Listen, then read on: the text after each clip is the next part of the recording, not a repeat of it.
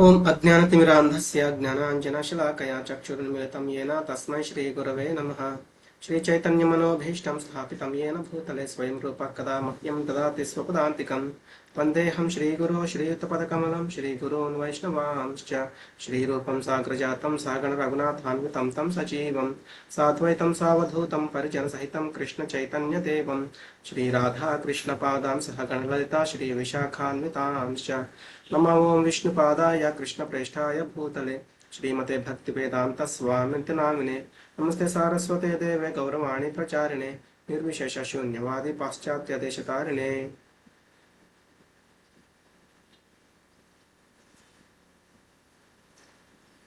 हे कृष्ण करुणा सिंधो दीनबंधो जगत्पते गोपेश गोपिका कांता राधा कांत नमोस्तुते.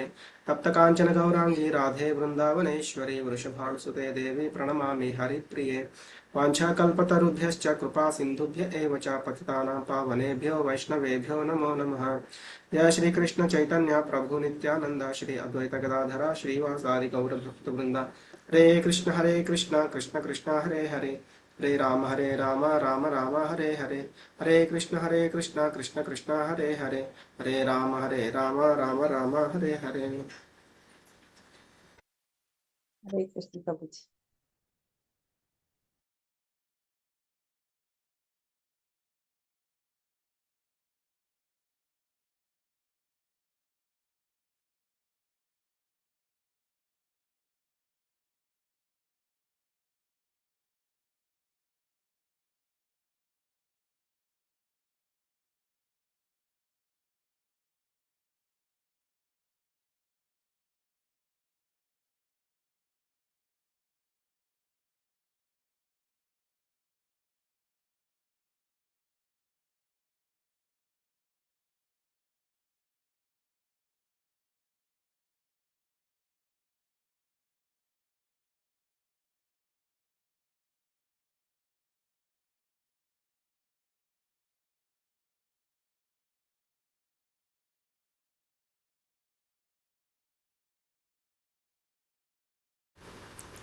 హరే కృష్ణ.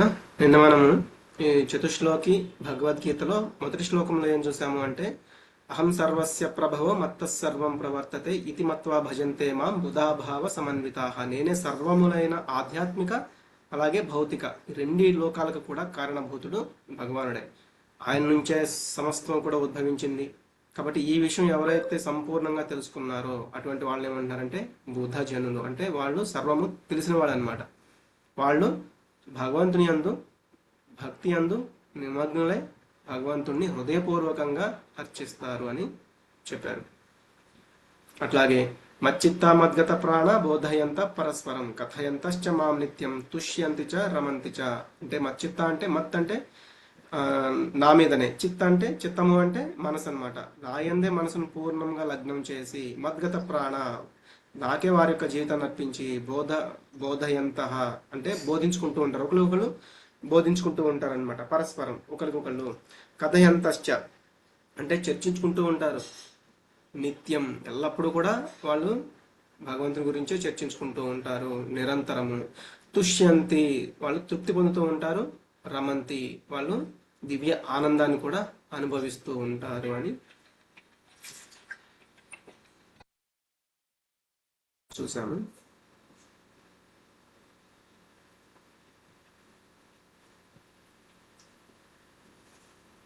నెక్స్ట్ ఇంకా ఏం చెప్పారంటే, తేషాం సత్వయుక్తానాం భజతాం ప్రీతిపూర్వకం దదామి బుద్ధియోగంతం ఏన మాం ఉపయాంతితే. ప్రేమతో నా సేవ యందు నిరంతరాసక్తులైన వారికి నన్ను చేరగల బుద్ధియోగమును నేను ఇస్తాను అని. ఆ బుద్ధియోగం వాళ్ళకి గురువులు ద్వారా, ఒకవేళ గురువు మనకి ఇంకా అప్పటికి దొరకకపోయినా కూడా భగవంతుడు మనకి గురువుని అనేది ఇస్తారు. అలాగే మనము ఏమేమి చేయాలి, వేటిలో చిక్కుకోకూడదు అనేది కూడా భగవంతుడే మనకి ఆ బుద్ధి అనేది ఇస్తూ ఉంటారనమాట. కాబట్టి మనుషుడు ఆధ్యాత్మిక గురువును పొందినను మరియు ఏదైనా ఒక ఆధ్యాత్మిక సంఘంతో సంబంధమును కలిగి ఉన్నను, ఒకవేళ ఆధ్యాత్మికముగా పురోభివృద్ధిని పొందలేకపోయినచో ఎటువంటి కష్టము లేకుండా అతడు అంత్యమున తనను చేరు రీతిలో శ్రీకృష్ణుడే అతనికి అంత్యమున ఉపదేశము నొసగును. మనము అందుకే చూసాం నిన్న శిల ప్రభుపాదుల వార్త అనమాట. అంటే ఆయనకి భగవంతుడే గురువు ద్వారా, అలాగే భగవంతుడు ఆయనకి నిజమైన బుద్ధి ఇస్తూ ఏమేమి చేయాలి, ఏమేమి వేటి అందు ఆయనకి వైరాగ్యం అనేది కావాలి అన్నట్టుగా సందేశాలు ఇస్తూ ఉన్నారనమాట. అట్లాగే మనం చూస్తాము ధ్రువ మహారాజు, ఆయన కూడా వెళ్ళింది ఏంటంటే ఒక భౌతికమైన కోరిక కోసం. కానీ అక్కడికి వెళ్ళిన తర్వాత భగవంతుడి యొక్క భక్తిలో ఆయన ఉన్నారనమాట. అట్లా ఏది అవసరం లేదో, ఏది అవసరం అనేది కూడా ఆ బుద్ధిని కూడా భగవంతుడే సమకూరుస్తారు. తేషామేవానుకంపార్థం అహం అజ్ఞానజం తమః నాశయామ్యాత్మభావస్థో జ్ఞానదీపేన భాస్వత. అలాగే భగవంతుడు వారి ఎడ ప్రత్యేక కరుణను చూపుట కొరకు వారి హృదయమునందు వసించుచు, ఆల్రెడీ అందరి హృదయాలు కూడా ఉంటారు, కానీ ప్రత్యేక కరుణను చూపిస్తారనమాట. తేజోమయమైన జ్ఞానదీపముచే అజ్ఞాన జనితమగు అంధకారమును నశింపజేయును. అజ్ఞాన అంధకారము అంటే ఏంటంటే మన హృదయాల్లో ఎప్పటి నుంచో మనం ఏంటంటే చాలా చాలా జన్మలు తీసుకుని ఉన్నాం అనమాట. దానివల్ల మన యొక్క ఆ హృదయంలో ధూళి అనేది చాలా చాలా పేరుకు పడిపోయి ఉందన్నమాట. దాన్ని ఆయన ఆ అజ్ఞానం అనే అంధకారాన్ని గొప్ప దీపంతో, జ్ఞానం అనే దీపంతో మనకి ఆ యొక్క జ్ఞానాన్ని వెలిగిస్తారనమాట మన హృదయంలో. అది చెప్తున్నారు. కోటాను కోట్ల జన్మలయందలి విషయ సంపర్క మాలిన్యముచే మనుజుని హృదయము సదా భౌతికత్వం అనడి ధూళిచే కప్పబడి ఉండును. కానీ అతడు భక్తియుత సేవలో నియుక్తుడై హరే కృష్ణ మహామంత్రం నిరంతరము జపించినచో శీఘ్రమే ఆ హృదయ మాలిన్యము తొలగిపోయి, అంటే మన హృదయంలో ఉన్న ఆ ధూళి అంతా తొలగిపోయి శుద్ధ జ్ఞాన స్థితికి ఉద్ధరింపబడును. అనగా చర్మ లక్ష్యమైన విష్ణువు కేవలము హరినామ సంకీర్తనము మరియు భక్తియుత సేవతోడనే లభించును గాని మనోకల్పన లేదా వాదములతో కాదు. శుద్ధ భక్తుడు ఏనాడును భౌతిక జీవితావసరములను గురించిన చింత మరియు ఆందోళన కలిగి ఉండని అవసరము లేదు. మనకు ముఖ్యంగా ఏంటి అంటే జరిగిపోయిన దాని గురించి, అలాగే జరగాల్సిన దాని గురించి, అంటే జరిగిపోయిన దాని గురించి ఏమో మనము ఆలోచిస్తూ ఉంటాము, జరగాల్సిన దాని గురించినేమో ఆందోళన చెందుతూ ఉంటాం అనమాట. కాబట్టి వీటి గురించి కూడా మనకి అంత ఆందోళన అనేది అవసరం లేదు అని చెప్తున్నారు. ఆయన యొక్క హృదయం నుండి అజ్ఞాన అంధకారమును తొలగించుకున్నంతనే ప్రేమయుత సేవ చే తృప్తుడైన శ్రీకృష్ణ భగవానుడు అతనికి అప్రయత్నంగా సర్వమును సమకూర్చును. మనం 9వ అధ్యాయం చూసాం కదా, యోగక్షేమం వహామ్యహం, ఆయన చూసుకుంటారనమాట మన యొక్క యోగము, మన యొక్క క్షేమము. ఇదే గీతోపదేశంలో సారాంశము.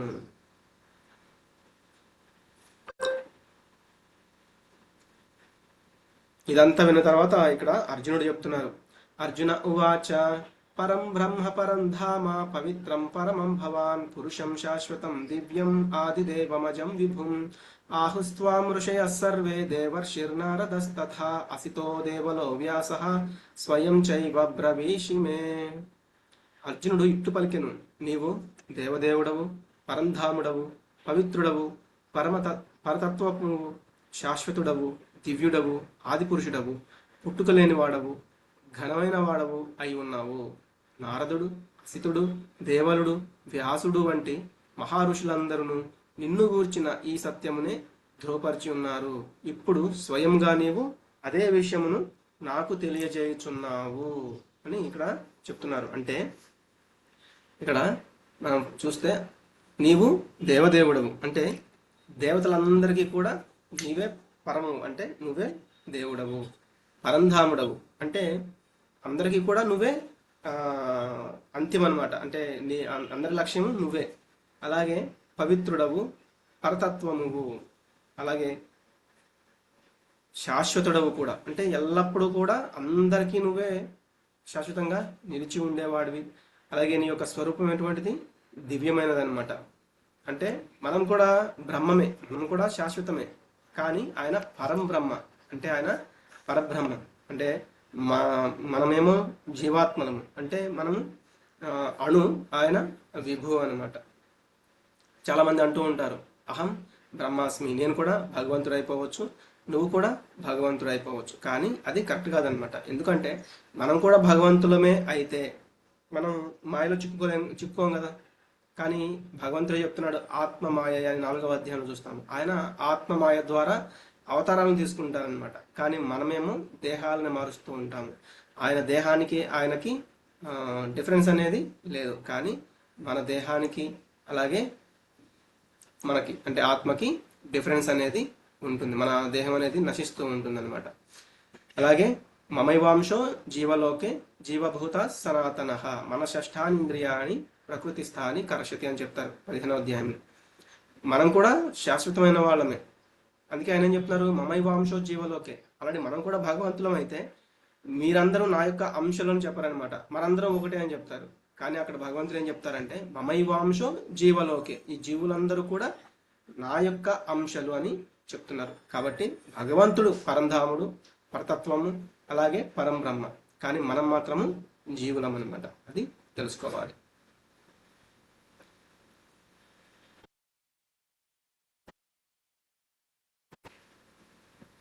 కాబట్టి ఆది పురుషుడు ఆయన. మనం ఈ 10వ అధ్యాయంలో మొదట్లో చూసాము, 7 శ్లోకాల వరకు ఆయన ఆది పురుషుడు అని చెప్పారు. అంటే బ్రహ్మ, అలాగే ఇతర దేవతలు, దేవి దేవతలు, అలాగే సప్త ఋషులు, సనక సనందాదులు, వీళ్ళందరికంటే కూడా ముందున్నది భగవంతుడే. కాబట్టి ఆయనే అనాది, అంటే ఆది పురుషుడు అనమాట. అలాగే అజహ అని మనకి ఈ శ్లోకంలో చూస్తే ఇక్కడ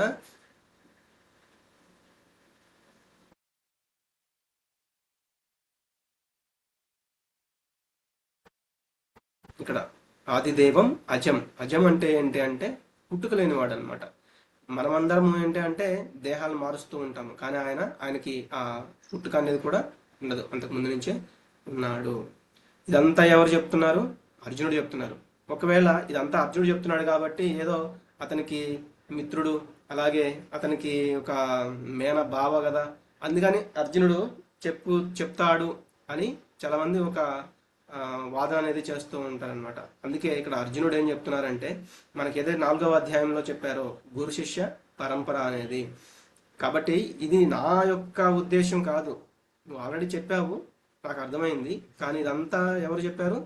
ఇంకా ఇంతకుముందు నారదుడు, అసితుడు, దేవలుడు, వ్యాసుడు వంటి మహా ఋషులందరూ కూడా నిన్ను గురించిన ఈ సత్యమునే ధృవపరిచారు. అంటే శబ్ద ప్రమాణం. మనం 3 ప్రమాణాలు కూడా చూసాం కదా. ఏంటవి? ఎవరికైనా గుర్తున్నాయా? చెప్తారా ఎవరైనా? 3 ప్రమాణాలు. హరే కృష్ణ.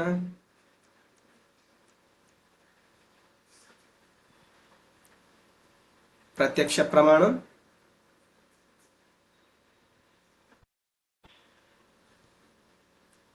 వినడం ద్వారా అది శబ్ద ప్రమాణము. ఇంకా 2, ఒకటేమో ప్రత్యక్ష ప్రమాణం, ఇంకొకటి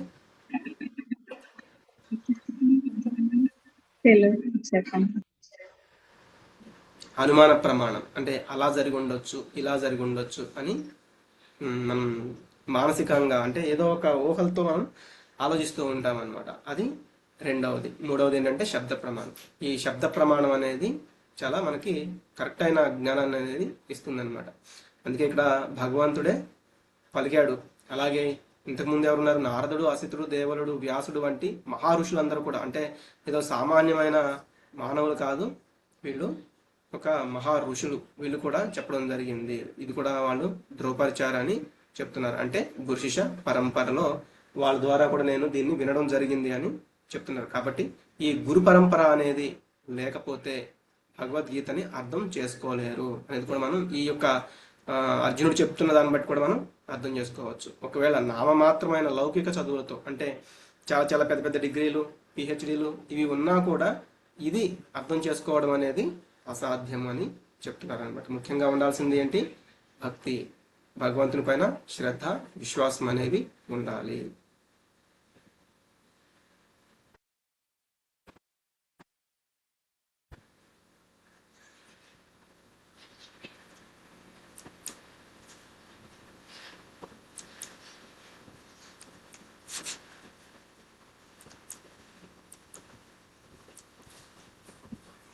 హరే కృష్ణ ప్రభు. ప్రత్యక్ష ప్రమాణం అంటే ఏం ప్రభు? ప్రత్యక్షంగా చూడవా? ప్రత్యక్ష ప్రమాణం అంటే మనం మన ఇంద్రియాలతో చూడడం మాతాజీ. మన ఇంద్రియాలతో చూడడం. ఇప్పుడు సపోజ్ మనం అనుకుంటాం అనమాట, మనం సూర్యుడిని చూడగలమా? చూడలేము. అంటే చాలా దూరంగా ఉంటే ఏదో కొంచెం సేపు మాత్రమే చూడగలము, కానీ ఎక్కువసేపు ఆయన చూడలేము. మన ఇంద్రియాలు ఏంటంటే అసమగ్రాలు అనమాట. మనం ప్రత్యక్షంగా దానిని, ఇప్పుడు సపోజ్ చీకటిగా ఉన్న రూమ్ లో మనకి మన చేతులను కూడా మనం చూసుకోలేము. మరి మన ఇంద్రియాల ద్వారా మనం దాన్ని ప్రత్యక్షంగా తెలుసుకుందాము అనుకోవడం ఆ, అది కరెక్ట్గా రాదనమాట. అనుమాన ఓకేనా ప్రమాణం మాతాజీ? అంటే అనుమాన ప్రమాణం అంటే కదా. అనుమాన ప్రమాణం అంటే మనం అర్థం చేసుకోవడం, అంటే మనం ఊహించుకోవడం మాతాజీ. అంటే భగవానుడు ఇలా ఉండొచ్చు, భగవానుడికి ఒక తల్లి ఉండొచ్చు, భగవానుడికి ఒక తండ్రి ఉండొచ్చు, ఆయన కూడా ఇలా మనలాగే జన్మించారు, ఇట్లా ఊహించుకుంటూ ఉండడం అనమాట. లేకపోతే చాలా మంది చెప్తూ ఉంటారు కదా, ఈ భౌతిక జగత్ అనేది ఎలా వచ్చింది అన్నాం అనుకోండి, ఒక పెద్ద బిగ్ బ్యాంగ్ అనమాట. అంటే ఒక పెద్ద బ్లాస్ట్ అనేది జరిగింది, అక్కడి నుంచి ఇవన్నీ కూడా చిన్న చిన్న ముక్కలుగా వచ్చేసి ఇవన్నీ వచ్చాయని చెప్తూ ఉంటారనమాట. అట్లా ఊహించుకోవడం. ఇప్పుడు మనము కోతి నుంచి వచ్చాము అని చెప్పారు, విన్నారా? ఎస్ ప్రభు. ఆ ఆ చెప్పిన ఆయన మళ్ళీ లాస్ట్కి ఏం చెప్పారు అంటే, అది నేను అలా ఊహించుకున్నాను, అలా అనుకున్నాను అని చెప్పారనమాట. అంటే జస్ట్ ఆయన అలా ఊహించుకున్నారు, ఇలా జరిగి ఉండొచ్చు, ఈ మనిషి అనే జీవి ఒక కోతి నుంచి వచ్చి ఉండొచ్చు. ఎందుకు అంటే సేమ్ మనము ఆ యొక్క జీవి కూడా కొంచెం దగ్గర పోలికలతో ఉన్నాము అన్నట్లుగా ఆయన అట్లా అనుకున్నారు అనమాట. కానీ మళ్ళీ తర్వాత ఆయనే చెప్పారు, నేను అలా అనుకున్నాను అని. ఇట్లా ఊహించుకోవడం అనమాట, అలా జరిగి ఉండొచ్చు. మనం ఇప్పుడు ఏదైనా మ్యాథమెటిక్స్ లో కూడా ఇలా ఏదైనా చేయాలి అంటే, సపోజ్ మనము ఒక పర్సన్ యొక్క ఏజ్ తెలుసుకోవాలి అంటే, ఆ, ఈ యొక్క ప్రభుజీ యొక్క ఏజ్ ఎంత అంటే is equal to question mark దగ్గర ఏం చేస్తామంటే ఎక్స్ అనుకుందామని మనం స్టార్ట్ చేస్తాం అనమాట. అంటే ఊహించుకోవడం అనమాట. అది ప్రతిసారి కూడా కరెక్ట్ అవ్వచ్చు, కరెక్ట్ కాకపోవచ్చు అనమాట. కానీ వేద ప్రమాణం ఏదైతే ఉందో, ఈ శబ్ద ప్రమాణం ఏదైతే ఉందో, అది మాత్రం మనకి ఎప్పుడు కూడా కరెక్ట్ అయిన దిశానిర్దేశాన్ని ఇస్తుంది అని చెప్తున్నారు. అది నార్మల్గా వచ్చింది కాదు, అది వేద ప్రమాణం. అంటే ఋషులు, మహారుషులు వీళ్ళందరూ కూడా భగవంతుడు ఇచ్చిన వేదాల నుంచి దాన్ని తీసుకుని మనకి అందించడం జరుగుతూ ఉంది. ఓకేనా మాతాజీ? అందుకే భగవంతుడి యొక్క వాక్కులను ఏం చెప్తారంటే అపౌరుషేయాలు. అంటే అవి వాటికి మార్పు చేర్పులు అనేవి ఏమీ ఉండవన్నమాట. అది భగవంతుడి యొక్క వాక్కు నుంచి, భగవంతుడి యొక్క నోటి నుంచి వచ్చింది కాబట్టి ఇంకా వాటికి ఎదురు అనేది ఉండదు. ఇంకా అర్జున్ మళ్ళీ చెప్తున్నారు, సర్వమే తద్రుతం మన్యే యన్మా వదసి కేశవ నహితే భగవన్ వ్యక్తిం విదుర్దేవా నదానవాహ. ఓ కేశవ, నీవు నాకు చెప్పిందంతా సత్యమని నా సంపూర్ణ విశ్వాసం. దేవతలు, దానవులు కూడా నీ నిజ స్వరూపం ఎరుగరు. ఆల్రెడీ భగవంతుడు చెప్పారు, దేవతలు కానీ అలాగే మహర్షులు కానీ వీళ్ళందరూ కూడా నన్ను తెలుసుకోలేకపోతున్నారు అని. అందుకే ఇక్కడ అర్జునుడు కూడా చెప్తున్నారు, ఎస్, అది మీరంతా నాకు చెప్పింది కరెక్ట్ అని. స్వయమేవాత్మన ఆత్మానం వేత్తత్వం పురుషోత్తమ భూత భావన భూతేశ దేవదేవ జగత్పతే. పురుషోత్తమ, నీవు సమస్త భూతాలకు మూల కారణవు, అధిపతివి, దేవతలందరకు దేవుడవు, జగత్తుకంతటికి నాథుడవు.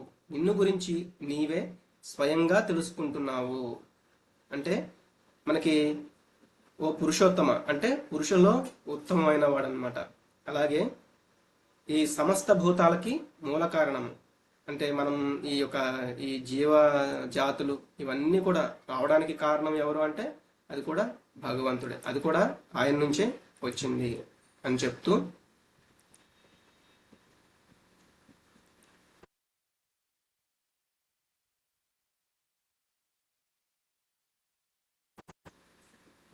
సర్వేశ్వరుడు అనమాట. ఆయన అందరికీ కూడా ఈశ్వరుడు. అంటే దేవీ దేవతలకి అలాగే సమస్త మానవాళికి సమస్త జీవులకి ఆయనే ఈశ్వరుడు.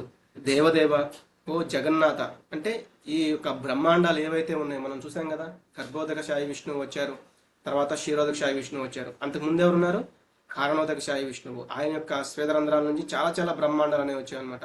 కాబట్టి ఈ జగత్తులు ఏవైతే ఉన్నాయో, ఆధ్యాత్మిక జగత్తులు అవ్వచ్చు, భౌతిక జగత్తులు అవ్వచ్చు, వీటన్నిటికీ నాథుడు కూడా నువ్వే. నువ్వు ఒక్కడవే నీ ఆంతరిక శక్తి ద్వారా నిజంగా నిన్ను ఎరుగుదవు. ఎందుకు అంటే మనందరం తెలుసుకోలేకపోతున్నాం. అంటే దేవీ దేవతలు తెలుసుకోలేకపోతున్నారు, ఋషులు తెలుసుకోలేకపోతున్నారు.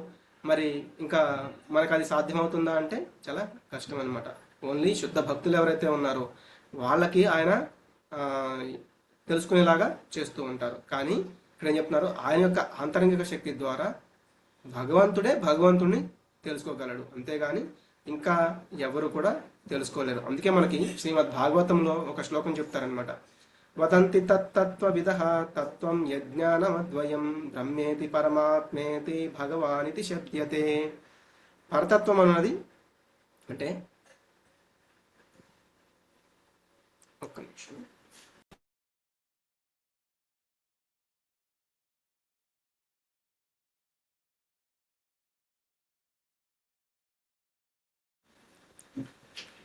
పరతత్వం అన్నది నిరాకార బ్రహ్మము, పరమాత్మ, అంత్యమున భగవానునిగా వివిధ దశలలో అనుభవమునకు వచ్చును. మనం దీనికి ఆల్రెడీ ఎగ్జాంపుల్స్ కూడా చూసామన్నమాట. సూర్యుని యొక్క ఆ కాంతి ఏదైతే వచ్చిందో అది నిరాకారం అనమాట. అంటే ఆకారం మనకు కనిపించట్లేదు, కానీ ఆ వెలుగైతే వచ్చింది. అలాగే మనం తర్వాత చూస్తాం పరమాత్మ అంటే ఏంటి అంటే ఆ యొక్క సూర్య బింబం అనేది మనకి కనిపిస్తూ ఉందన్నమాట, కానీ దాని మీదకి వెళ్ళొచ్చు. అలాగే అక్కడ వివిధ జీవ జాతులు కూడా ఉన్నాయి అని తెలుసుకోవడము, ఆ సాకార రూపం అని తెలుసుకోవడము మూడవది అనమాట. అంటే భగవాన్ అనే రూపము. ఉదాహరణకి మనం ఏంటంటే ఒక గులాబ్ జామ్ ఉంది. ఆ గులాబ్ జామ్ యొక్క వాసన చూసామనుకోండి, అది నిరాకారం. అంటే మనం దాన్ని అసలు ఏం చూడలేదు, జస్ట్ దాని నుంచి వచ్చిన స్మెల్ అనేది మనం చూడగలిగాం అనమాట.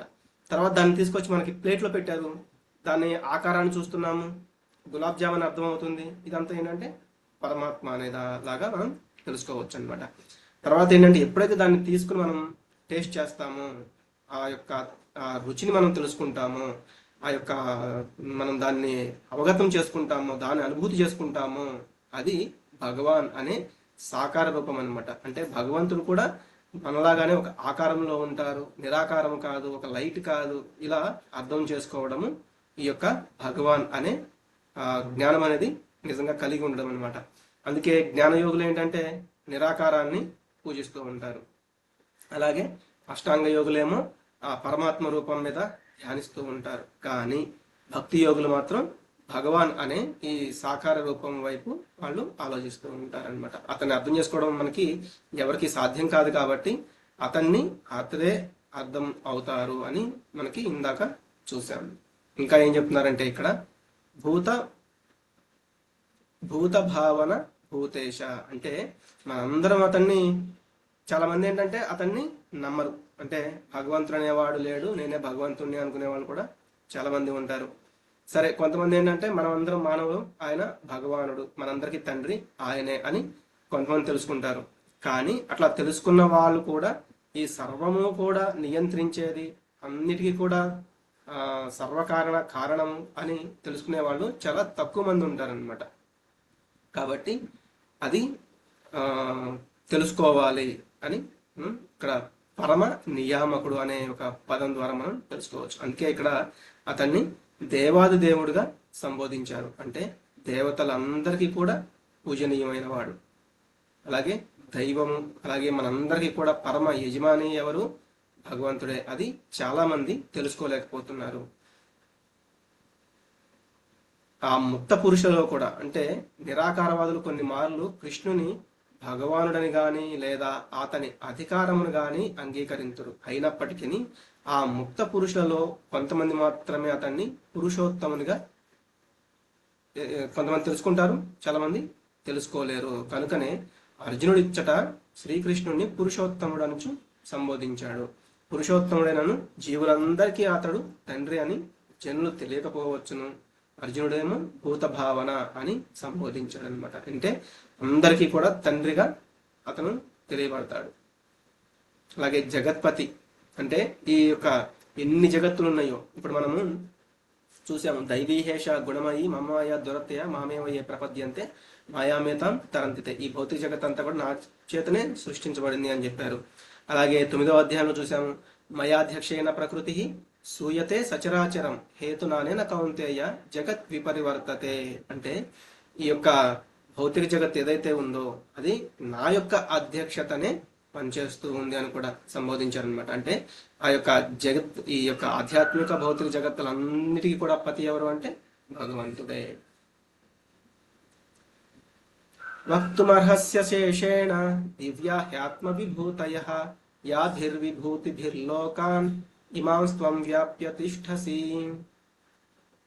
నీవు ఏ దివ్య విభూతుల ద్వారా ఈ లోకములన్నింటి అందును వ్యాపించి ఉందువో వాటన్నింటినీ దయతో నాకు విశదముగా తెలియజేయము. అంటే ఆయన నువ్వు ఈ యొక్క దివ్య విభూతులు ఏవైతే ఉన్నాయో అంటే సర్వము వ్యాపించి ఉన్నావని చెప్పారు కదా, కాబట్టి అలా నేను ఎక్కడెక్కడ నేను చూడొచ్చు అన్నట్లుగా, కాబట్టి దయతో నువ్వు వేటిలో వ్యాపించి ఉన్నావో ఈ భౌతిక జగత్తులో వాటి నాకు చెప్పాలి కొంచెం, అంటే దయచేసి నాకు విశదంగా తెలియజేయండి. ఎందుకు అంటే మీరు సృష్టించిన వాటన్నిటిని నేను తెలుసుకోవచ్చు కదా అన్నట్లుగా ఇక్కడ అడుగుతున్నారు. కథం విద్యామహం యోగిన్ త్వాం సదా పరిచింతయన్ కేషు కేషు చ భావేషు చింత్యోసి భగవన్మయా. ఓ కృష్ణ, యోగేశ్వర, ఇక్కడ యోగేశ్వర అంటున్నారు అనమాట. అంటే ఒక జ్ఞానయోగం అవ్వచ్చు, ధ్యాన యోగం అవ్వచ్చు, అష్టాంగ యోగం అవ్వచ్చు, భక్తి యోగం అవ్వచ్చు, కర్మయోగం అవ్వచ్చు, ఏ యోగమైనా కూడా అన్నిటికీ ఈశ్వరుడు ఎవరు? శ్రీకృష్ణుడు. నిన్ను సర్వదా నేనెట్లు చింతించగలను మరియు నిన్నెట్లు తెలుసుకొనగలను? ఓ దేవదేవ, ఏ రూపములందు నిన్ను స్మరింపవలెను? కాబట్టి నువ్వు ఆల్రెడీ అన్నింటిలో వ్యాపించి ఉన్నాను అని చెప్తున్నావు కదా, కాబట్టి మేము నిన్ను ఎలా ఏ రూపంలో స్మరించగలము, అలాగే మా యొక్క మనసుతో ఎలా నిన్ను నీ యొక్క చింతనలో ఉండగలము అని అడుగుతున్నారనమాట. అంటే కృష్ణ ప్రేమ లేని యొక్క సామాన్యులు ఎవరైతే ఉంటారో ఎలాగో ఆ దేవదేవుని వాళ్ళు నిరంతరము కూడా తలుచుకోలేరు అనమాట. అందుకే ఎవరైతే భగవంతుడి యొక్క ఈ యొక్క విభూతులు ఇవన్నీ కూడా తెలుసుకోవాలి, వాటిని స్మరించాలి అనుకుంటారో ఆయన వేటిల్లో ఉన్నారు అని తెలిస్తే చాలా ఈజీ అవుతుంది అనమాట. అప్పుడు వాళ్ళు ఏ యొక్క రూపాన్ని చూసినా కూడా వాళ్ళకి భగవంతుడు స్మరణకి వస్తాడు. అది చాలా మంచి అనేది జరుగుతుంది అనమాట. అందుకే ఇక్కడ ఏం చెప్తున్నారంటే కేవలము శరణాగతులైన మహాత్ములు మరియు భక్తులే అతన్ని గాంచగలరు. అది మనం 9వ అధ్యాయంలో చూసాము. ఇప్పుడు ఇక్కడ అర్జునుడు ఏంటంటే తన స్నేహితుడైన శ్రీకృష్ణుడు దేవదేవుడని సంపూర్ణంగా విశ్వసించాడు, కానీ సామాన్యుడు సైతము ఏ విధంగా ఆ సర్వవ్యాపి అయిన భగవాను అవగతం చేసుకొనగలడో, అంటే ఇలా చెప్పుకున్నా సామాన్యులకి అర్థం కాదనమాట. కానీ అర్జునుడు అడిగిన ఈ ప్రశ్న వల్ల భగవంతుడు ఎలాగో చెప్తారు ఆయన యొక్క విభూతుల్ని, కాబట్టి మనలాంటి వాళ్ళకి కూడా ఏంటంటే ఆ యొక్క భగవంతుడి యొక్క స్వరూపాన్ని, ఆ విభూతుల్ని మనం కూడా ఆస్వాదించవచ్చు అనమాట. అవగతం చేసుకుని సాధారణమైన పద్ధతి ద్వారా మనం అర్థం చేసుకోవచ్చు అని చెప్తున్నారు అనమాట.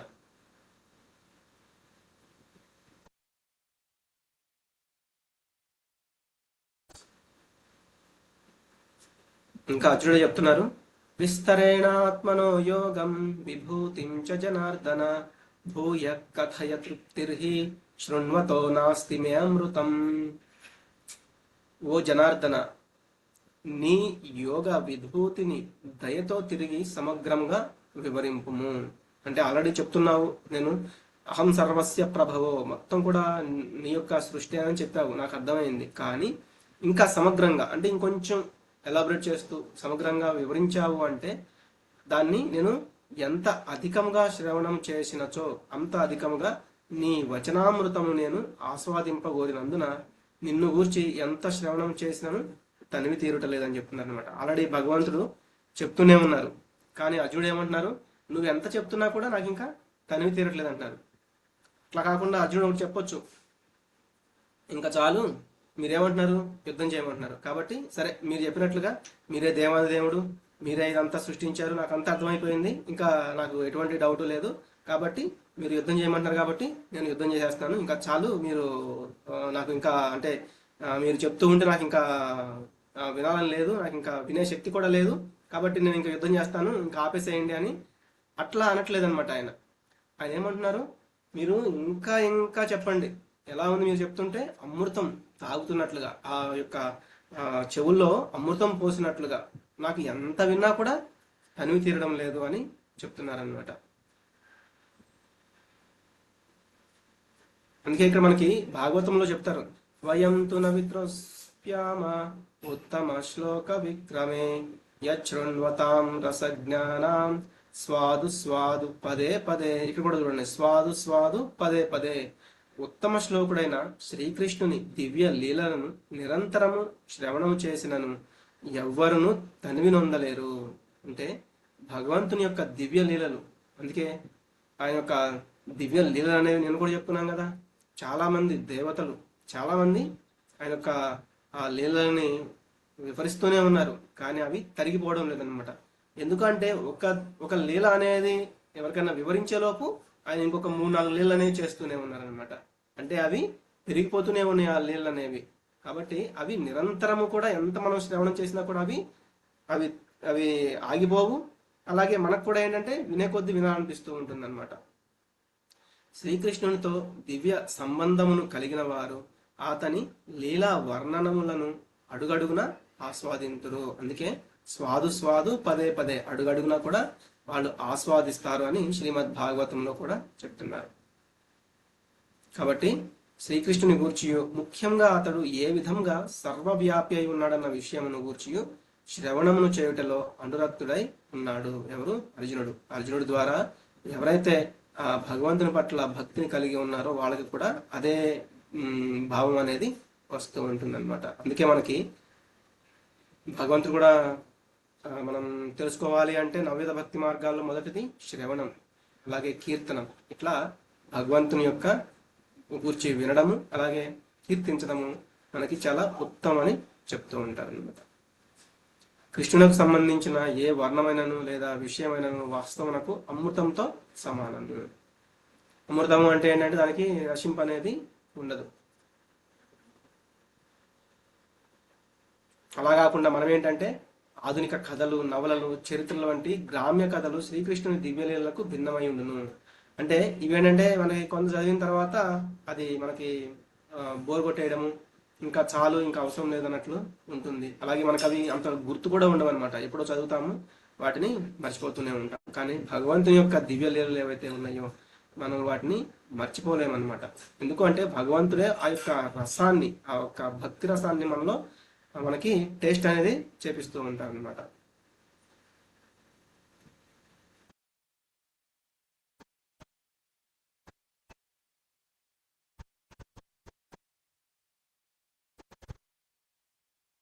శ్రీ భగవానువాచ హంతతే కథయిష్యామి దివ్యా హ్యాత్మ విభూతయః ప్రాధాన్యత కురు శ్రేష్ఠ నాస్త్యంతో విస్తరస్య మే. అర్జునుడు అలా చెప్పిన తర్వాత భగవంతుడు చెప్పడం మొదలుపెట్టారు. శ్రీకృష్ణ భగవానుడు ఇట్లు పలికెను, సరియే నా వైభవోపేతమైన సృష్టి విస్తారములను గూర్చి నీకు తెలియజేసేదను. కానీ ఓ అర్జున, నా విభూతి అనంతమైనందున కేవలము వానిలో ప్రధానమైన వాటినే నేను నీకు తెలుపుతాను. అంటే శ్రీకృష్ణుని యొక్క ఘనత అంటే ఆయన యొక్క ఏవైతే చాలా గొప్ప గొప్ప కార్యాలు ఉన్నాయో అలాగే ఆయన యొక్క విభూతులు ఉన్నాయో అవి మనం అర్థం చేసుకోవడం అసాధ్యం. మనకి ఏంటి అంటే మన యొక్క ఇంద్రియాలేంటి? పరిమితమైన ఇంద్రియాలు అన్నమాట. మనము చీకట్లో సరిగా మన చేతులనైనా సరిగా చూసుకోలేము. ఎక్కడో దూరాన్ని జరిగే వాటిని మనం ఏమనుకుంటామంటే మన చెవులు ఎక్కడ ఏం జరిగినప్పుడు మనకు వినపడుతూ ఉంటాయి అని. కానీ 1 కిలోమీటర్, 2 కిలోమీటర్లు, 3 కిలోమీటర్లు దూరం వెళ్ళే కొద్దీ మనకి ఆ యొక్క శ్రవణ శక్తి అనేది ఉండదన్నమాట. కాబట్టి మన ఇంద్రియాలు అనేవి సంపూర్ణమైనవి కావు. కాబట్టి మనం సంపూర్ణంగా తెలుసుకోలేము భగవంతుడి గురించి. కాబట్టి అందుకే ఈ శ్లోకంలో ఏం చెప్తున్నారంటే ప్రాధాన్యత అంటే శ్రీకృష్ణ భగవానుని విభూతులు అనంతములైనందున వానిలో ప్రధానములైన కొన్నింటిని మనం తెలుసుకోగలము. భగవంతుని కొన్ని ప్రధానమైన వివరాలని మనం అర్థం చేసుకోగలం. కాబట్టి ఇక్కడ ఈ ప్రాధాన్యత అనే పదం అనేది కూడా చాలా ఇంపార్టెంట్ అన్నమాట. అలాగే ఇంకా మనకి ఈ శ్లోకంలో చూస్తే ప్రాధాన్యత కురు శ్రేష్ఠ నాస్త్యంతో విస్తరస్యమే, ఎలా విస్తరించానో నేను చెప్తాను విను అంటూ విభూతయ అంటే ఆ విభూతులు ఏవైతే ఉన్నాయో అది కూడా చాలా ముఖ్యమైనమాట. ఎందుకంటే అసాధారణమైన ఐశ్వర్యం కాదు భగవంతుడిది. ఆయన ఐశ్వర్యాలు షడైశ్వర్యాలు అనమాట. కాబట్టి వాటికి ఒక దాంట్లో తక్కువ ఉంది, ఒక దాంట్లో ఎక్కువ ఉంది అనడానికి ఏమీ ఉండవు. ఆ సంపూర్ణమైన ఐశ్వర్యము అంటే జ్ఞానం తీసుకున్నా ఆయన మించిన వాళ్ళు ఇంకెవరు లేరు. అలాగే ధనము, ఐశ్వర్యం తీసుకున్నా ఆయనకు మించిన వాళ్ళు ఎవరు లేరు. అందం తీసుకున్నా ఆయనకు మించిన వాళ్ళు ఎవరు లేరు. కీర్తి అంటే యశస్సు, దాన్ని తీసుకున్నా ఆయనకు మించిన వాళ్ళు ఎవరూ లేరు. వైరాగ్యం తీసుకున్న ఆఖరికి వైరాగ్యంలో కూడా ఆయనే గొప్ప అనమాట. ఆయనే సంపూర్ణంగా వైరాగ్యాన్ని కలిగి ఉన్నాడు అనమాట. ఇది కూడా మనకి అమరకోశ నిఘంటువులో చెప్పబడింది.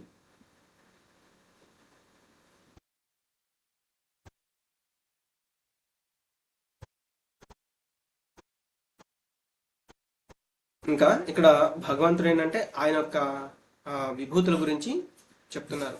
అహమాత్మా గుడాకేశ సర్వభూతాశయ స్థిత అహమాదిశ్చ మధ్యం చ భూతానామంత ఏవ చ. అహం నేను ఆత్మను, గుడాకేశ ఓ అర్జున, అంటే మనలో ఉండే ఆత్మ ఎవరు అంటే భగవంతుడే. సర్వభూత సర్వజీవుల యొక్క హృదయం ముందు కూడా ఆయనే ఉన్నారు. ఓ అర్జున, నేను సర్వ జీవ హృదయములందు వసించి ఉన్నట్టి పరమాత్మను. సర్వజీవులకు ఆది మధ్యము అంతము నేనే అయి ఉన్నాను. ఇక్కడ ఆయనే మన యొక్క అన్ని జీవుల్లో కూడా పరమాత్మ రూపంలో ఉన్నారు. మనం ఆల్రెడీ ఇంత ముందు కూడా చూసామన్నమాట. ఒక రాజుకి ఎలా అయితే ఒక నలుగురు భార్యలు ఉంటే వాళ్ళలో చిన్న భార్యని చాలా బాగా ప్రేమిస్తారనమాట. ఆయన రెండవ అంటే మొదటి భార్యని అంత బాగా ప్రేమించరు, రెండవ భార్యనేమో ప్రేమిస్తారు, మూడో భార్యనేమో బాగా ప్రేమిస్తారు, నాలుగో భార్యనేమో చాలా చాలా ఎక్కువగా ప్రేమిస్తారనమాట. కానీ ఎప్పుడైతే ఆయన చనిపోతున్నానని తెలుసుకుంటారో అప్పుడు మిగతా ముగ్గురు భార్యలు కూడా ఏంటంటే ఒకరేమో వేరే వివాహం చేసుకుంటామంటారు, ఒకళ్ళేమో మేము మర్చిపోతాం వేరే వాళ్ళ, ఇట్లా చెప్తారనమాట. కానీ ఆ మొదటి భార్య ఎవరైతే ఉన్నారో ఆయన సరిగా చూసుకోవట్లేదు. కానీ ఆవిడ చెప్తారు, నేను మిమ్మల్ని వదిలిపెట్టాను అని. అంటే ఎవరు అంటే మనం మనలో కూడా ఏంటంటే పరమాత్మ రూపంలో భగవంతుడు ఎప్పుడు కూడా మనల్ని వదిలిపెట్టరు. మనం ఈ దేహం వదిలిపెట్టేసి వెంటనే ఒక దోమ దేహంలోకి వెళ్ళినా, ఒక పంది దేహంలోకి వెళ్ళినా, ఒక పశువు దేహంలోకి వెళ్ళినా ఆయన కూడా పరమాత్మ రూపంలోనే వస్తారనమాట. ఎప్పుడు కూడా మనల్ని విడిచిపెట్టడం అనేది జరగదు. అలాగే ఇంకెక్కడ ఏం చెప్తున్నారు, అహమాత్మ గుడాకేశ. గుడాకేశ అంటే ఏంటి, మీరు ఇంతకుముందు చూశారు కదా. గుడాక అంటే ఏంటి, అర్జునుడిని గుడాకేశ. అజ్ఞానము, ఇంకా అజ్ఞానము, ఇంకా నిద్రను జయించిన. అది కూడా గుడాక అంటే ఏంటంటే మనకి అజ్ఞానాన్ని. హరే కృష్ణ. మాతాజీ, నిద్రను జయించిన వాళ్ళు ఇంద్రియాలను కూడా జయించిన వాళ్ళు వస్తుంది. ఇంద్రియాలను కాదు, అజ్ఞానాన్ని జయించిన వాళ్ళు. అట్లాగే నిద్రను జయించాడు అనమాట అర్జునుడు. అందుకే ఇక్కడ మనకి ఏం చెప్తున్నారంటే, ఓ అర్జున, నువ్వు ఈ యొక్క అజ్ఞానాన్ని కూడా దాటావు, అంటే ఆ అజ్ఞానాన్ని కూడా నువ్వు జయించావు అనమాట. కాబట్టి నేను చెప్పేది నీకు అర్థమవుతుంది. అలాగే నేను ఎక్కడెక్కడ ఉన్నానని చెప్తున్నానో నువ్వు వాటిని కూడా చూడగలవు అనమాట. అందుకే ఇక్కడ అర్జునుడిని గుడాకేశ అని, నిద్ర అలాగే అజ్ఞానాన్ని జయించాడు. కాబట్టి భగవంతుడు స్వయంగా చాలా చాలా రీతుల్లో ప్రకటమవుతాడో అజ్ఞాన అంధకారంలో నిద్రపోతున్న వాళ్ళకి ఆయన కనపడ్డనమాట. అర్థమైందా? ఇప్పుడు అర్జునుడు ఏంటంటే చూడవచ్చు, ఎందుకంటే ఆయన అజ్ఞానాన్ని అలాగే నిద్రను కూడా జయించారు. కానీ ఎవరైతే అజ్ఞానంలో ఉన్నారో వాళ్ళు భగవద్గీతలో భగవంతుడు ఆయన యొక్క విభూతుల్ని ఎంత గొప్పగా చెప్తున్నా కూడా అదేమంటే వాళ్ళు అనొచ్చు, అదేంటండి భగవంతుడు అంటున్నారు మీరు, మరి ఆయనేమో నేను అంత గొప్పవాడిని ఇంత గొప్పవాడిని అది నేనే ఇది నేనే అని చెప్తున్నాను అని. మనకి జస్ట్ భౌతికంగా ఒక ఎంబీబీఎస్ లేకపోతే ఒక లాయర్గా ఉన్న అతనే వారి యొక్క నేమ్ అనేది ఏదైతే వాళ్ళ ఇంటి దగ్గర లేకపోతే వాళ్ళ ఆఫీసులోనే ఏదైనా నేమ్ పెట్టుకున్నారు అనుకోండి, ఆ నేమ్ బోర్డు మీద ఏం పెట్టుకుంటారా అంటే రామకృష్ణ ఎంబీబీఎస్, రామకృష్ణ ఇట్లా, అంటే ఏదో ఒకటి వాళ్ళ యొక్క డిగ్రీ అనేది పెట్టుకుంటూ ఉన్నారు. కానీ భగవంతుడు ఎంత గొప్పవాడో ఆయన చెప్తే మాత్రం వాళ్ళు అర్థం చేసుకోలేకపోతున్నారు అనమాట. అంత గొప్ప భగవంతుడే ఆయన యొక్క విభూతుల్ని వివరిస్తుంటే వాటిని అర్థం చేసుకోలేకపోతున్నారు. భౌతికంగా ఉన్న జ్ఞానం కూడా వాళ్ళకి లేకుండా పోతుంది అనమాట.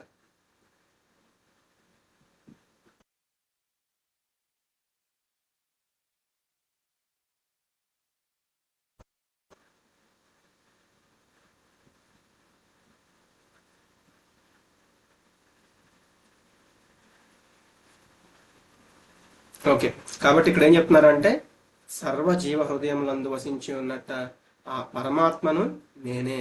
అలాగే సర్వజీవులకి మనందరికీ కూడా ఏంటంటే భగవంతుని యొక్క ఆది, భగవంతుని యొక్క మధ్యము, భగవంతుని యొక్క అంతము అనేది, అంతరములు అనేది మనం తెలుసుకోలేము. కానీ మనందరికీ కూడా ఆయనే ముందున్నారు, ఆయన మనతో పాటు ఉన్నారు, తర్వాత కూడా ఆయనే ఉంటారనమాట. అందుకే మనకి చూసాం కదా ఇంతకు ముందు కూడా పురుషావతారాలు. విష్ణువస్తు త్రీని రూపాణి పురుషాఖ్యాన్యాథో విదుహు అంటే ఆ యొక్క కారణ జలంలో ఉండే కారణోదకశాయి విష్ణువు, గర్భోదకంలో ఉండే గర్భోదకశాయి విష్ణువు, అలాగే క్షీరోదకశాయి విష్ణువు. ఆ క్షీరోదకశాయి విష్ణువు ఏంటంటే మన యొక్క పరమాత్మ రూపంలో అందరి హృదయాల్లో కూడా ఉన్నారు. ఆదిత్యానామహం విష్ణు జ్యోతిషాం రవిరంశుమాన్ మరీచిర్మరుతామస్మి నక్షత్రానామహం శశి. నేను ఆదిత్యులలో విష్ణువును, తేజస్సులలో ప్రకాశమానమైన సూర్యుడును, మరుత్తులలో మరీచిని, నక్షత్రాలలో చంద్రుడనై ఉన్నాను.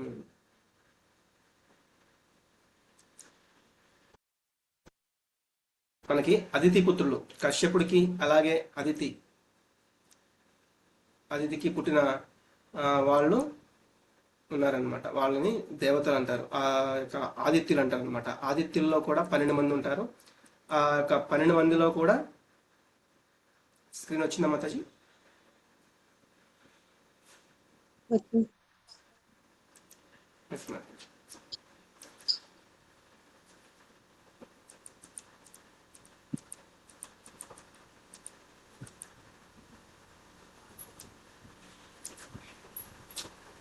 ఆయన యొక్క దివ్య వైభవాల గురించి మనం ఏంటంటే ఇవన్నీ కూడా చూస్తామన్నమాట. ఆయన ఎప్పుడైతే విభూతులు చెప్పడం మొదలు పెడుతున్నారో వాటిలో ఈ యొక్క ఇదంతా కూడా చూస్తాం.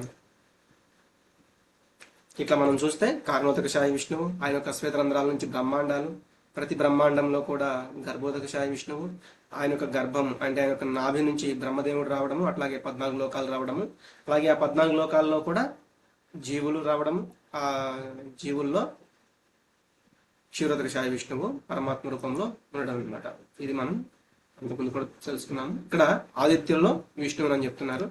12 మంది ఆదిత్యులు ఉంటారు, వాళ్ళలో ఆదిత్యులు అనమాట. అంటే కశ్యపుడికి అలాగే ఆదిత్యకి పుట్టిన 12 మంది ఆదిత్యులు. మనం చూస్తాం కదా త్రివిక్రముడు అంటే ఆయన బ్రాహ్మణ రూపంలో వెళ్ళి బలి మహారాజుని అడుగుతారు కదా, ఎవరైనా 3 అడుగులు అడుగుతారు కదా. వామనుడు ప్రభు, వామన మహర్షి. అలాగే తేజస్సులో నేను ప్రకాశవంతమైన సూర్యుడిని. మనకి సూర్యుడు అనమాట. అంటే ఈ దేవతలకు కూడా వెలుగునిచ్చేది ఎక్కువగా ఆయనే అనమాట. కాబట్టి ఆఖరికి మనకి నైట్ ఆ చంద్రుడికి ఆ వెలుగు కూడా వచ్చేది సూర్యుడి నుంచే. అందుకే మనకి బ్రహ్మ సమితిలో బ్రహ్మ కూడా చెప్తారు, యక్షురేష సవితా సకల గ్రహాణాం రాజా సమస్త సురమూర్తిరశేష తేజాః యస్యాజ్ఞయా భ్రమతి సంభృత కాల చక్రో గోవిందమాది పురుషం తమహం భజామి అని. అంటే సమస్త గ్రహాలకు రాజు, సమస్త దేవతలకు ప్రతీక, మిక్కిలి తేజోమూర్తి, ఈ జగత్తునకు నేత్ర రూపుడు అయిన సూర్యుడు ఎవని ఆజ్ఞను అనుసరించి కాలచక్రమును అధిరోహించి భ్రమించుతున్నాడో అట్టి ఆది పురుషుడైన గోవిందుని నేను భజిస్తున్నాను. అంటే భగవంతుడు రూపమే అనమాట సూర్యుడు కూడా. ఆయన ద్వారానే అందరికీ వెలుగు అనేది కూడా వెళ్తూ ఉందన్నమాట. కాబట్టి అటువంటి ఆ సూర్యుడిని, అలాగే మరుత్తులలో నేను మరీచిని, అంటే 49 మరుత్తులు ఉంటారు, వాళ్ళలో మరీచి అనే ఆయన. అలాగే ఈ వీళ్ళు ఎవరు అంటే కశ్యపుడికి దితికి పుట్టిన వాళ్ళు అనమాట. ఈ 49 మరుతులు అంటే వాళ్ళు ఒక పిండమే, కానీ ఇంద్రుడు వాళ్ళ మీద ఆ వజ్రాయుధాన్ని ఒకసారి ప్రయోగిస్తారు. ఆ పిండం అనేది 7 భాగాలుగా విభజించబడుతుంది. మళ్ళీ ఆయన ఇంకా ఈ పిండం నశించలేదు అని మళ్ళీ ఆ వజ్రాయుధాన్ని ఒక్కొక్క భాగం మీద ప్రయోగిస్తారనమాట. అప్పుడు అవి మళ్ళీ 7 ముక్కలు అవుతాయి అనమాట. అట్లా 7 × 7 49 మంది అవుతారు. వాళ్ళలో మరీచి అనే ఆయన మెయిన్ ఆయన అనమాట. అట్లాగే మరీచి మరుతామస్మి నక్షత్రాణామహం శశి అంటే ఆ నక్షత్రాలలో చంద్రుడు నేనే అని చెప్తున్నారు. మనకి చంద్రుడి ద్వారానే మనకి ఔషధాలు, అలాగే మనకు వచ్చే ఈ మెడిసిన్స్, వీటిల్లో ఉపయోగించేవన్నీ కూడా మనకి చంద్రుడి ద్వారా వస్తూ ఉంటాయి. వేదానాం సామవేదోస్మి దేవానామస్మి వాసవః ఇంద్రియాణాం మనశ్చాస్మి భూతానామస్మి చేతన. వేదంలో నేను సామవేదముని అంటే మనకి సంగీతం. ఈ సంగీతం ఎక్కడి నుంచి వచ్చిందంటే సామవేదంలో నుంచి అనమాట. మనం మామూలుగా ఏదైనా ఒక పాట పాడాము అంటే అది అంతగా మనకి హత్తుకోదు. కానీ అదే ఒక సంగీతం నేర్చుకున్న వాళ్ళు దాన్ని సంగీతంతో మిక్స్ చేస్తూ పాడారనుకోండి, అది మనకి చాలా దగ్గర అవుతుందన్నమాట. అట్లాగే దేవతలో నేను స్వర్గరాజు ఇంద్రుడను. దేవతలందరికీ రాజు అంటే ఆ యొక్క స్వర్గరాజు ఎవరు అంటే ఇంద్రుడు. ఇంద్రియంలో నేను మనసుని. మనకి ఉన్న ఈ యొక్క ఇంద్రియాలు ఏవైతే ఉన్నాయో అవన్నీ కూడా మనసు చెప్పినట్లుగా పనిచేస్తూ ఉంటాయి అన్నమాట. ఇంద్రియంలో నేను మనసుని, జీవులో నేను ప్రాణంను. కాబట్టి ఆ ప్రాణం ఏదైతే లేదో, ఇప్పుడు ఒక దేహం ఉంది, ఆ దేహంలో ఎప్పుడైతే ప్రాణం ఆ దేహాన్ని విడిచి వెళ్ళిపోతుందో అది అప్పటి వరకు దేహంగా ఉన్నది అది యొక్క ఆ, మృతదేహం అయిపోతుంది అనమాట. కాబట్టి చైతన్యం అనేది లేకుండా పోయింది. కాబట్టి ఆ చైతన్యం కూడా భగవంతుడే. అది రుద్రాణం శంకరశ్చాస్మి విత్తేషో యక్ష రక్షసాం వసూనాం పావకశ్చాస్మి మేరు శిఖరినామహం. సమస్త రుద్రులలో నేను శివుడను. మనకి ఏకాదశ రుద్రులు అని చెప్తారనమాట. 11 మంది రుద్రులు ఉన్నారు, వాళ్ళలో శివుడను నేనే అని చెప్తున్నారు. యక్ష రాక్షసులలో ధనపతి కుబేరుడను. మనకి శివుడు ఎంత గొప్పవారో అందరికీ తెలుసు అనమాట. ఆయన యొక్క కుమారుడే మళ్ళీ గణపతి, అంటే ఈ యొక్క భగవద్గీతను రచించిన వారు. అలాగే కార్తికేయుడు, ఆయన సేనాధిపతి దేవతలందరికీ కూడా. అటువంటి వాళ్ళని ఇచ్చినవాడు. అలాగే శివుడు ఏంటంటే మనకి ఈ యొక్క అంటే గొప్ప, అంటే మనకి ఏదైతే ఆయన అటు జీవతత్వము కాదు, అలా అని ఆయన భగవంతుని యొక్క ఒక రూపం అనమాట. ఇది ఇక్కడ చెప్తున్నారు. ఆయన జీవతత్వం అనేది కాదు. యక్ష రాక్షసులలో ధనపతి ఎవరు అంటే కుబేరుడు. ఆయన ఒక ఈ కుబేరుడు మనందరికీ తెలిసిన ఆయన. ఈయన ఏంటంటే ఒకసారి గొప్ప తీవ్రమైన తపస్సు చేస్తారు బ్రహ్మ కోసము. తపస్సు చేసి బ్రహ్మ రాగానే ఆయన్ని ఒక ఈ దేవతలందరికీ కూడా ఏదైతే ఉందో ఒక ధన కోశాగారం అంటారు కదా, దానికి సంబంధించిన దానికి అధిపతి చేయమని కోరుకుంటారనమాట. సరే అని ఆయన ఆ వరాన్ని ఇస్తారు. అలాగే ఆయన ఒక పుష్పక విమానాన్ని కూడా ఇస్తారనమాట. ఆయన యొక్క కుమారులే మణిగ్రీవ నలకుబేర. ఈయన అర్జున చెట్లలాగా వచ్చి ఆ యశోదానందుల ఇంటి ముందు ఉంటారు కదా. శ్రీకృష్ణ భగవానుడు చిన్నప్పుడు పాకుతూ పాకుతూ రోల్కి యశోదాదేవి కట్టేసినప్పుడు పాకుతూ పాకుతూ వెళ్ళి ఆ చెట్లలో ఉన్న, అంటే ఆ చెట్లుగా ఉన్న వీళ్ళకి ఆ శాప విమోచనం అనేది ఇస్తారనమాట. ఆ శాపం ఇచ్చింది ఎవరు అంటే నారదుడు. వీళ్ళు ఆ ఒళ్ళు తెలియకుండా సురాపానం, అంటే ఆ యొక్క ఆ మద్యాన్ని సేవించి ఇష్టం వచ్చినట్లుగా ప్రవర్తిస్తూ ఉంటే వాళ్ళకి ఆ శాపం అనేది ఇవ్వడం జరుగుతుంది. అది కూడా వాళ్ళకి ఒక వరం లాగానే అయింది. ఎందుకు అంటే భగవంతుని యొక్క స్పర్శ ద్వారా వాళ్ళు ఆ శాప విమోచనం అనేది వాళ్ళకి దొరికిందనమాట. అలాగే వసూన పావకశ్చాస్మి, అంటే వసువులు, వసువులు ఉంటారు. వాళ్ళలో పావక అంటే అగ్ని అనే ఆయన వసువులకి రాజు. ఆయన భగవంతుని యొక్క రూపము. పర్వతాలలో మేరు పర్వతం చాలా ఎత్తైనది. ఇది భగవంతుని యొక్క రూపం. పురోధసాం చ ముఖ్యం మాం విద్ధి పార్థ బృహస్పతిం సేనానీనామహం స్కందః సరసామస్మి సాగరః. ఓ అర్జున, పురోహితులలో ముఖ్యుడైన బృహస్పతిగా నన్ను తెలుసుకొను. మనకి దేవతలకి పురోహితుడు ఉన్నాడు అనమాట, అంటే గురువు. ఆయన ఎవరు అంటే బృహస్పతి. సేనాపతులలో నేను కార్తికేయుడను. ఈయన దేవీ దేవతలందరికీ కూడా సేనాపతి. మరియు జలాశయాల్లో నేను సముద్రము. సముద్రుడు ఏంటంటే గొప్పవాడు, అది కూడా నేనే అని చెప్తున్నాను. ఈ బృహస్పతి ఏంటంటే విద్యాబుద్ధులలో ఆయన సర్వశ్రేష్ఠుడు అనమాట. ఆ దేవేంద్రుడు కూడా గురువు. మహర్షీణా భృగురహం గిరామస్మేకమక్షరం యజ్ఞానాం జపయజ్ఞోస్మి స్థావరాణాం హిమాలయ. అలాగే మనకి కార్తికేయుడికి ఏంటంటే 6 ముఖాలు 12 చేతులు కూడా ఉంటే ఆయన శివుని యొక్క పుత్రుడు అని కూడా మనం చూస్తూ ఉంటాం. మహర్షులలో నేను భృగు మహర్షిని. మనకి చాలా మంది మహర్షులు, అంటే ఒక 10 మంది మహర్షులు చెప్తారు. వాళ్ళలో భృగు మహర్షి చాలా గొప్పవాడు అనమాట. ఆయన నేనే అని చెప్తున్నారు. దివ్య ధ్వనులలో నేను ఓంకారమును. ఒక్క నిమిషం.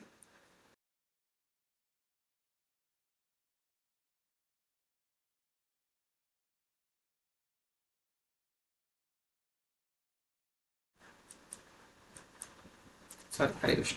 మహర్షీణాం భృగురహం గిరామస్మ్యేకమక్షరం యజ్ఞానాం జపయజ్ఞోస్మి స్థావరాణాం హిమాలయ. మహర్షీణాం భృగురహం, మహర్షులు నేను భృగు మహర్షిని. అంటే ఇతడు ఏంటంటే గొప్ప భగవద్భక్తుడు అనమాట, చాలా గొప్ప జ్ఞాని, మహా తేజస్వి అని చెప్తారు. కనుక భగవానుడు ఈయనని యొక్క రూపంగా ప్రకటించాడు. వీళ్ళందరూ కూడా ఈ మహర్షులు ఎవరైతే ఉన్నారో వీళ్ళందరూ కూడా ఆ మానస పుత్రులు అని చెప్తారనమాట, భగవంతుని యొక్క మానస పుత్రులు. అలాగే గిరామస్మ్యేకం అక్షరం అంటే ఆ ఓంకారం ఏదైతే ఉందో, అంటే చాలా మంది నిరాకారవాదులు ఏంటంటే ఆ ఓంకారాన్ని జపిస్తూ ఉంటారనమాట. ఆ ఓంకారం కూడా నేనే అని చెప్తున్నారు.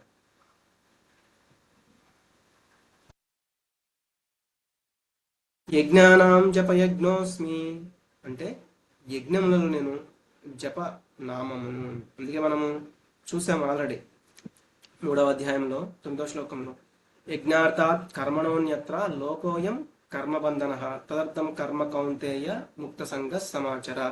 ఆ యజ్ఞం ఏదైతే ఉందో విష్ణువు కోసమే చేయాలి. అలా కాకుండా మన మన సకామ కర్మ కోసం చేశాము అంటే అది మనల్ని బంధిస్తూ ఉంటుంది.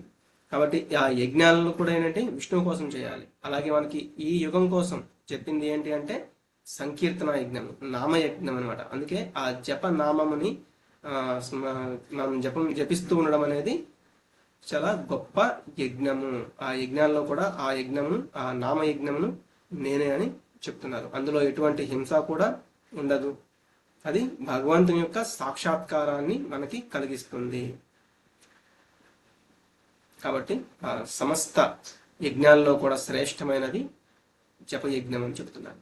స్థావరాణం హిమాలయ అంటే స్థిరంగా ఉంటుంది ఆ హిమాలయ పర్వతం అనేది. స్థావరములందు ఈ హిమాలయ పర్వతం అనేది నిశ్చలంగా ఉండి చాలా అంటే చాలా గొప్పదన్నమాట. కాబట్టి ఈ స్థావరాల్లో ఆ హిమాలయాన్ని నేనే అనేది చెప్తున్నారు. అందుకే చాలా మంది తపస్సులు చేసుకోవడానికి హిమాలయాలకి వెళ్తూ ఉంటారు. ఆ పర్వత రాజ్యం అని కూడా దాన్ని చెప్తూ ఉంటారు. ఆఖరికి భగవత్ స్వరూపులైన నరనారాయణులు కూడా అక్కడ అంటే తపస్సుని ఆచరించారు. కాబట్టి అది స్వయంగా అది కూడా భగవంతుడే అని చెప్తున్నారు.